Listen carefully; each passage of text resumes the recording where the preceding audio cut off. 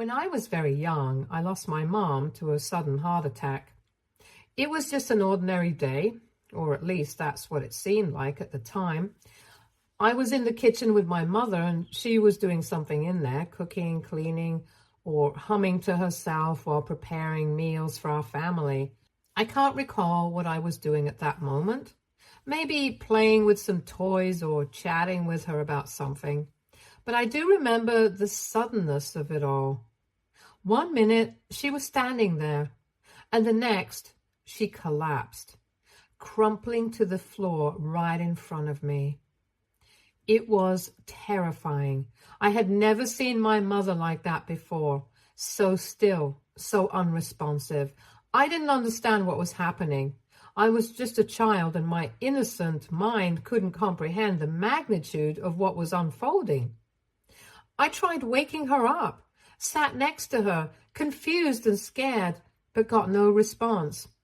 I remember touching her hand and her face, hoping she would open her eyes and smile at me, but she didn't. I started to cry, helplessly, hoping, praying she would move. I don't remember when, but eventually my dad came home and found us.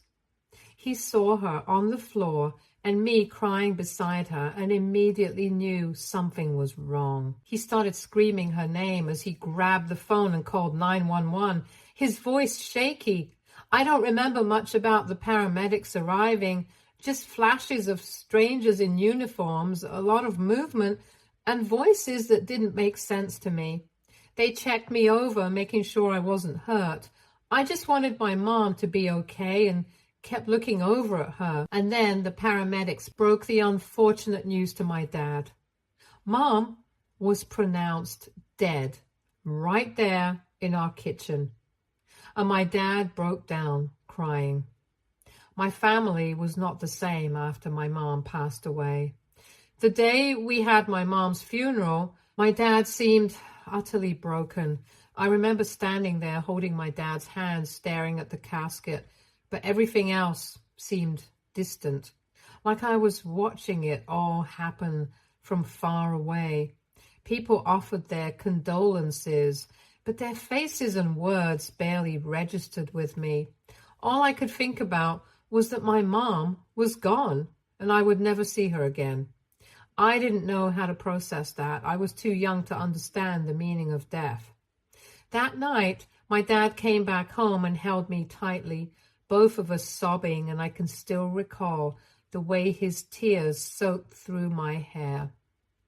He cried himself to sleep, holding me close as if I was the only thing left, grounding him to this world.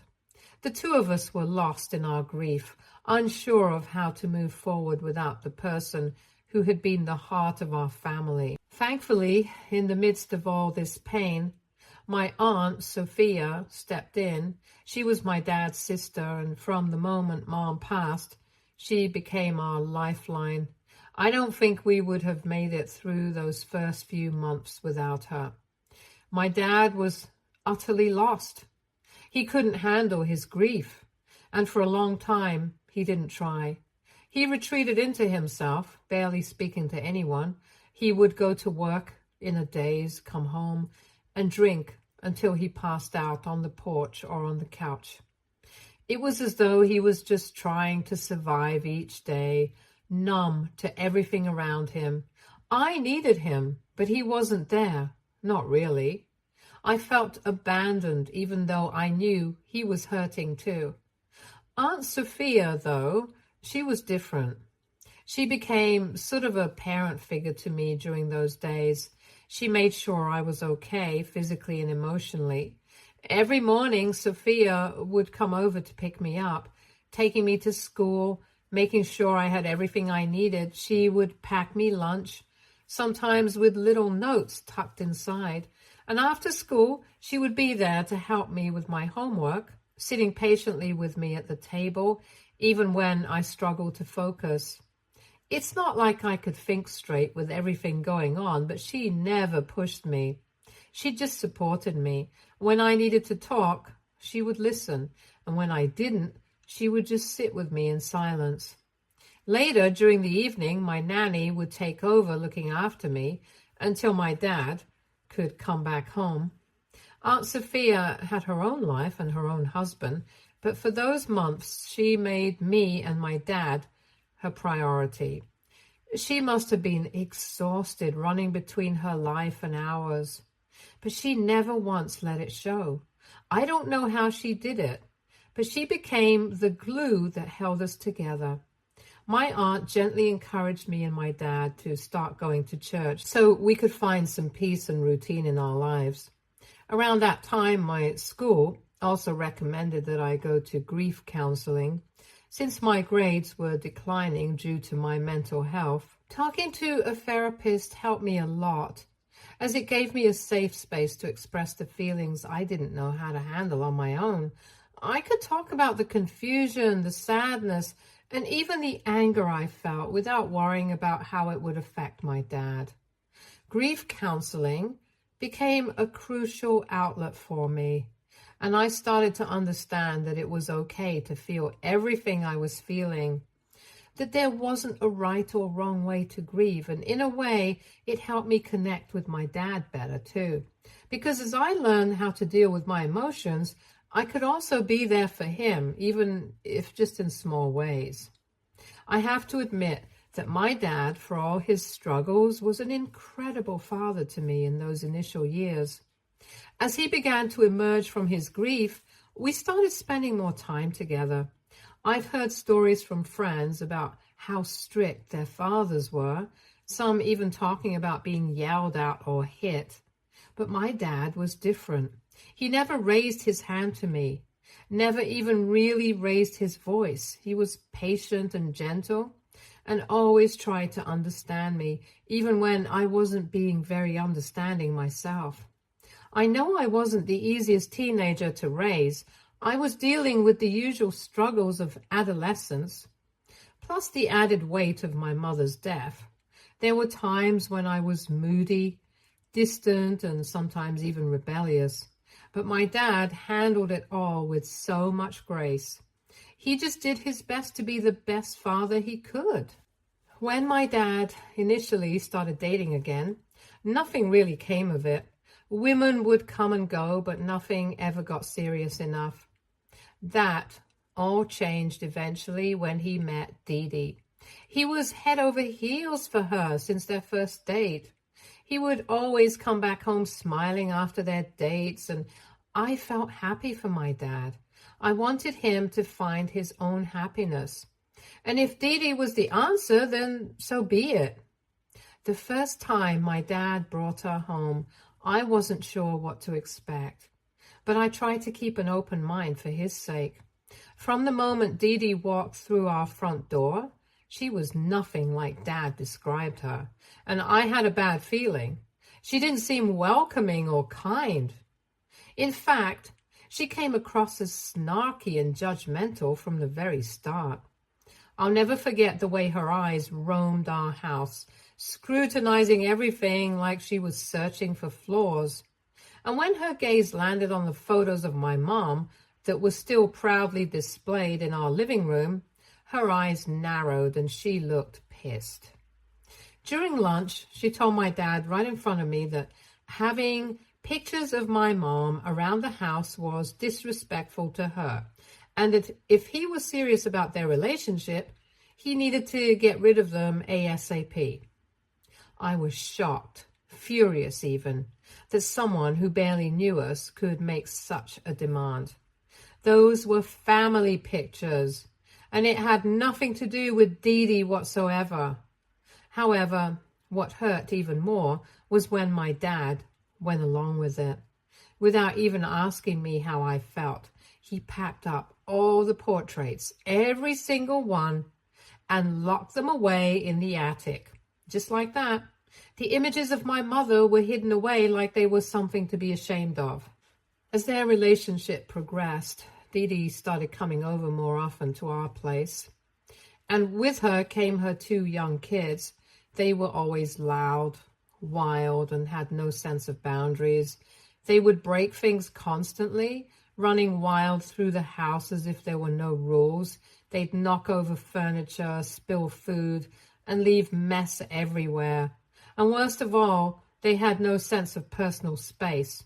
I would catch them wandering into my room, touching my things without permission, and even trying to take stuff that didn't belong to them.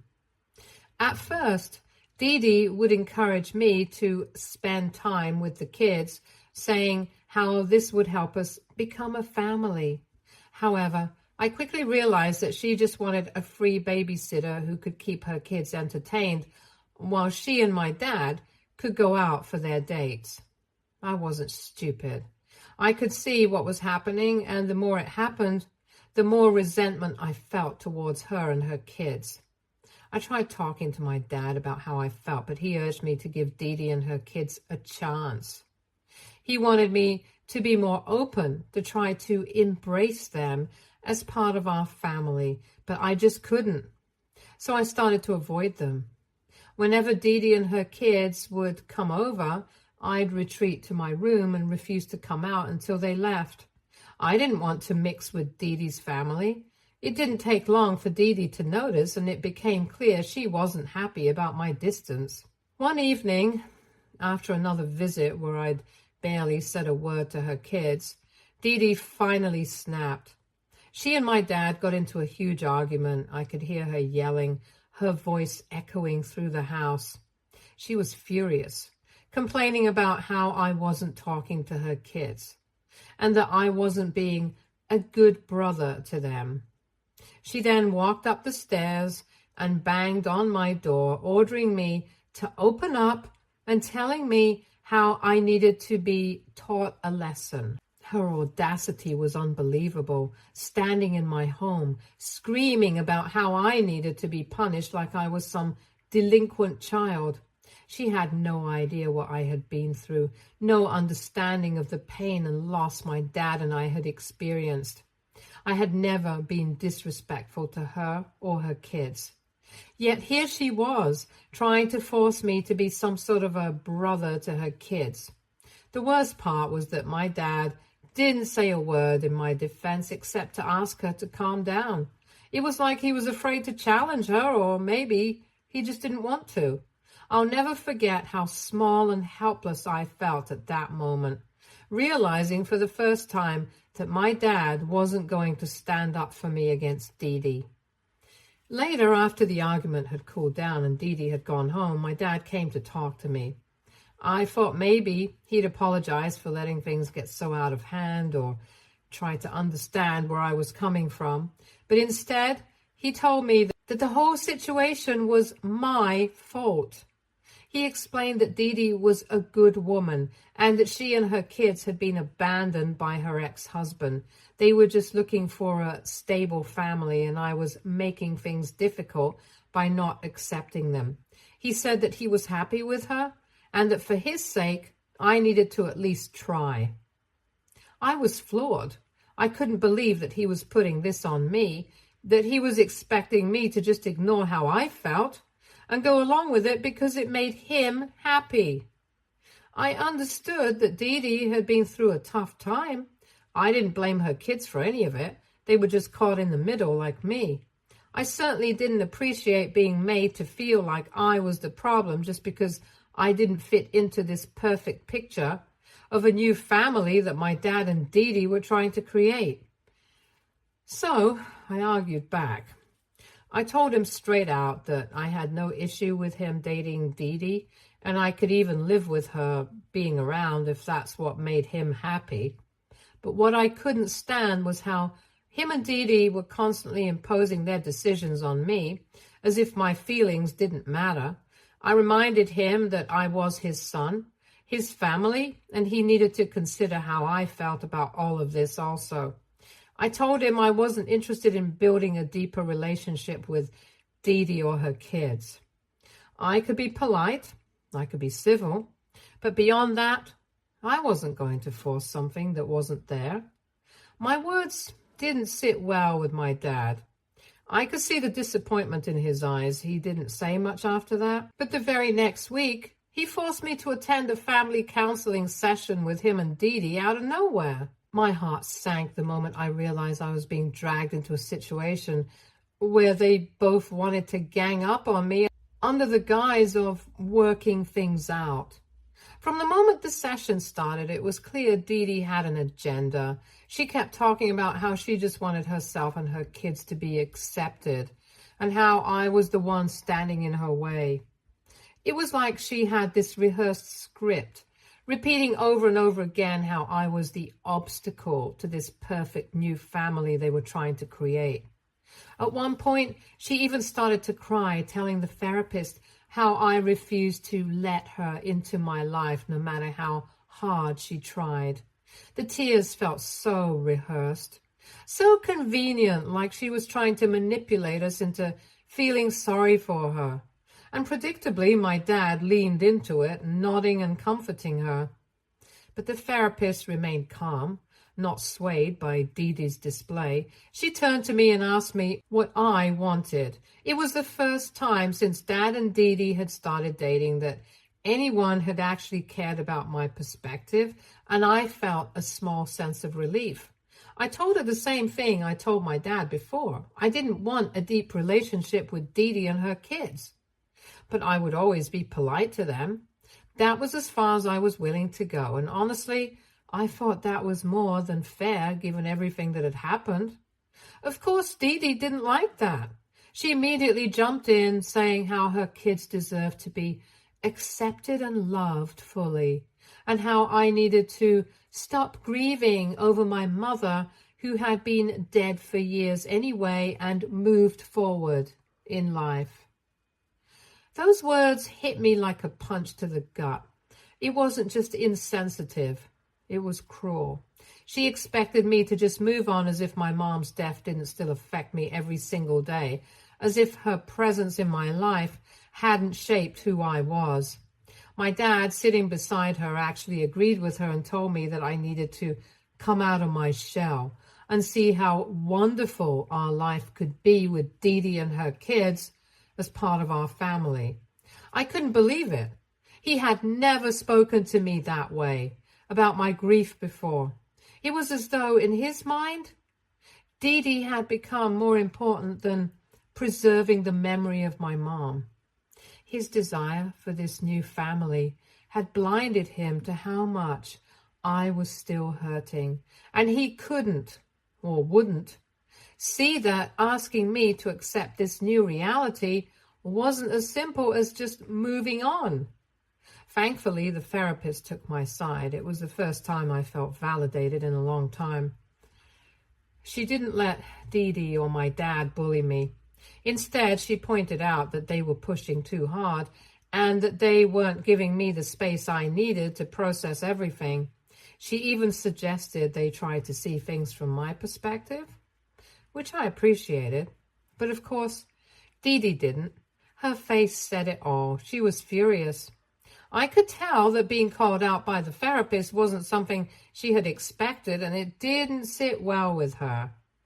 On the drive home, her anger boiled over. She started complaining to my dad, calling the therapist an old woman, and accusing her of being biased towards me since I was a kid. It was like she couldn't accept that maybe, just maybe, she wasn't right about everything. She kept going on, saying that all of this could be easier if I would just stop being stubborn. I sat in the back seat, quietly listening to her rant, trying to keep my cool. But then she crossed a line. She snapped, saying that my mom would be ashamed of me for not letting my dad be happy in his life, and how I was clearly holding him back. That hit me harder than anything else she had said up until that point. She dared to bring up my mom and was using her memory to guilt me. It wasn't just hurtful. It was cruel beyond words. Up until that moment, I had held back. I had taken her words, her jabs, and her insults because I wanted to keep the peace. But this was different. This was too much. I snapped. I told her that I hated her and that I wished she and my dad had never met. I continued to tell her that she was evil, and I did not want anything to do with her and her children. The words spilled out of me, raw and full of anger I had been holding in for so long. I didn't care any more about keeping things civil or polite. I was done. Then I turned to my dad. I screamed at him for always taking her side, for treating her like she was already his wife, when I had been there with him for all those years after Mom passed away. I reminded him that I was family, not Dee Dee, and yet here he was, allowing her to make me feel like I was the outsider in my own family. I told him that Dee Dee had no right to bring up my mom and shame me for how I was feeling. She had no place to speak about my mom, and the fact that my dad hadn't said anything to defend me made me feel utterly betrayed. I admit that my words were harsh, but I was tired of being pushed aside and my feelings ignored. Dee Dee again burst into tears and yelled at my dad, her voice shaking with emotion, saying that she couldn't take it anymore. She gave him an ultimatum, telling him that he needed to choose, either me or her. She was done with me, she said, and if he wanted a future with her, then something had to change. My dad looked torn, but he didn't try to reason with her or calm her down. Instead, he just grounded me when I reached home and asked me to go up to my room. After everything that had happened, after all the hurtful things Dee Dee had said, I was the one being punished as usual. The injustice of it all made me want to scream. I tried to argue, tried to explain how out of line Dee Dee had been, but my dad wouldn't hear any of it. He just kept repeating that he was tired of all the fighting and that I needed to start respecting Dee Dee if I wanted peace in the house. Later, I could hear him and Dee Dee continuing to yell at each other, and eventually she left the house. Not even 3 days later, my dad came to me and said he needed to talk. I thought maybe he was going to apologize for grounding me or try to make peace somehow, but what he said next shattered everything. He told me he had fought long and hard and had decided ultimately that I needed to leave the house. He said that he wanted a future with Dee Dee, and that couldn't happen with all the tension between us. He explained that I would be going to live with my Aunt Sophia and that he'd continue to send child support money until I turned 18. But after that, he was done taking care of me. I felt the floor drop out from under me. I couldn't believe what I was hearing. My own father was choosing a woman over me. He was sending me away, his own flesh and blood, for the sake of his relationship with her. Aunt Sophia came to pick me up later that week, and when she arrived, she was fuming. Apparently, she had no idea that things were so bad between us until Dad asked her to let me stay with her permanently. She stormed into the house and immediately started arguing with my dad. They had a full-blown screaming match in the hallway. She laid into him, telling him that by making this decision, he was destroying our relationship forever. She warned him that kicking me out like this would have lasting consequences, not just for me, but for him too. But my dad wouldn't back down. He kept repeating that he deserved to be happy, like that was all that mattered. I stood there sobbing, feeling like my whole world was crumbling around me. Aunt Sophia eventually grabbed my bags, gave my dad one last disgusted look, and led me out of the house. I didn't want to leave. As much as I was angry and hurt, I didn't want to believe that this was really happening. But it was. My dad was letting me go. He had chosen Dee Dee and her kids over me, and there was no going back. I cried the entire way to Aunt Sophia's house. It felt like I had lost one more parent all over again. The pain was unbearable. No matter how much Aunt Sophia tried to comfort me, nothing could take away the feeling of betrayal that was sinking deeper into my chest. I had never felt so alone. These past 7 months have been some of the hardest in my life. I've had to learn how to come to terms with my dad's decision. But the truth is, I'm still grieving. Meanwhile, my dad has wasted no time moving on. According to Aunt Sophia and my cousins, Dee Dee and her kids moved into the house soon after I left. I try not to think about it too much, but it's hard not to imagine Dee Dee's kids running around in the same place where I grew up, where all of my mom's memories once lived. It stings to think about this, but I guess my dad got the happy family life he always wanted. Just yesterday, Aunt Sophia received a wedding invitation from my dad and Dee Dee. The shock hit me all over again. We didn't even know they were engaged. I hadn't spoken to my dad in months, and to suddenly hear that they were getting married after kicking me out of the house felt like another punch to the gut. Aunt Sophia was furious when she saw the invitation. She immediately called my dad, absolutely livid that he would have the audacity to send it, knowing full well what he had done to me. She told him that he was cruel for trying to rub his happiness in my face after everything he put me through. But my dad argued that he needs me to attend the wedding, at least for appearance's sake, so people don't question him about my whereabouts. He had the nerve to say that my presence at the wedding was mandatory so that people wouldn't raise questions about him and his new wife. I am appalled. The fact that he has the audacity to not even apologize, yet expects me to save his face in front of family and friends, makes me sick to my stomach. It is like I'm not even his son anymore, just a prop to make his new life look picture perfect. AITA, if I don't attend my dad's wedding? Update 1. My aunt and I have been seeing all of your positive comments coming in. Some of you have been so incredibly kind to me and even reached out to me in the DMs to ask if I need any financial help. To clarify, my dad has been paying for my school expenses these past months. Otherwise, he knows my aunt would not hesitate to drag him to court. However, if I have any further expenditures, then my aunt covers them for me. I am genuinely grateful to have someone like her on my side. Otherwise, I don't know where I would have ended up. My dad has never reached out to me all these months to even apologize or check up on me.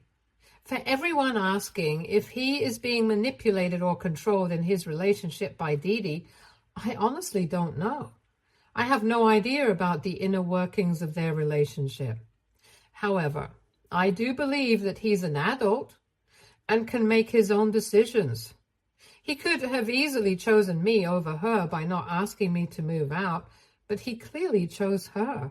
Update 2. It's been 1.5 months since I updated anything here. Me and Aunt Sophia went through all the comments and we agreed that the best course of action was to go ahead and attend the wedding. I wanted everybody to know the real face of my dad and his bride. Long story short, we attended the wedding and remained only civil towards them. My dad didn't come up to hug me or say a word. He kept his distance, looking awkward and almost uncomfortable whenever our eyes met. It was like he didn't know how to face me anymore, as though seeing me reminded him of the choices he made. When the speeches started, I figured I'd be able to sit in the background and just get through it quietly. But then the guests started encouraging me to say something since I was his child. Dad and Dee Dee looked nervous, probably hoping I'd just say something quick and nice for the sake of appearances. I stood up and took the mic, congratulating the happy couple with a sarcastic smile. I wasted no time telling the truth and pointing out how wonderful it must be for them to start a new life after kicking me out of the family home. I noticed Dad's face tense up, but I continued sarcastically, announcing just how much Dad must love Dee Dee since he was willing to sacrifice his own flesh and blood for her happiness. And we should definitely applaud them for that. The room went silent, and I could feel the eyes of every guest turning towards Dad and Dee Dee. They looked absolutely petrified, frozen in their seats as the weight of what I'd said sank in. My aunt also stood up and revealed to everyone that I had been living with her for the past few months, and apparently Dad wanted to keep this a secret because he didn't want people to know what a terrible person he is. She looked right at him, her voice filled with disgust, and said she was ashamed of her brother and had only come to the wedding with me to expose him and his vile bride. After that, people started asking my dad if this was all true, and the family seemed furious that they had been kept in the dark about everything. Since our work there was done, Aunt Sophia led me out of the venue before things could turn nasty. Since the wedding, I swear I have felt such an overwhelming sense of relief, like a huge weight has been lifted off my chest. Finally, the truth is out in the open. My dad, who has tried so hard to hide his actions, will now forever be branded as a terrible parent. Update 3. Dad and Dee Dee did try to reach out to me and Aunt Sophia after the wedding, probably due to the public criticism they faced, but we ignored them just as they had been ignoring me all these months. Later, Dad sent me a text saying that Dee Dee was furious and that I shouldn't have humiliated them on their special day. He claims he's ready to forgive me if I come back home and apologize to Dee Dee. He even said he would allow me to move back in and that things could go back to normal. I replied that I was done with him this time. I told him that he and Dee Dee deserve each other, since they are both so terrible. I made it clear that I was never going back to him. I am going to be 18 soon, and I know my aunt has my back. I'm also determined to work hard all my life and ensure that I never have to ask my dad for a penny. No amount of apology from him can ever fix what he has broken. Stay tuned for more stories from Our Girl Relationships.